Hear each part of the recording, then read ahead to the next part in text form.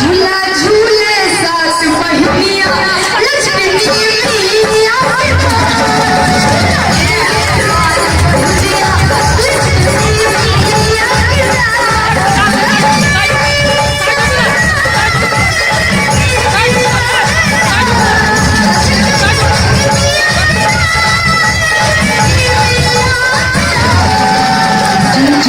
DJ Prince. कोई बात नहीं जो चाचा कहने लगे बोले दुर्गा मैया की झूला झूले साल बहिनिया झूला झूले साल बहिनिया झूला झूले